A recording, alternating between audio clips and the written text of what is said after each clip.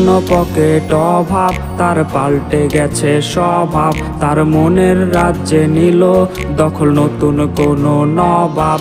আমার ভীষণ কষ্ট হয়, আহা সে তো আমার নয়।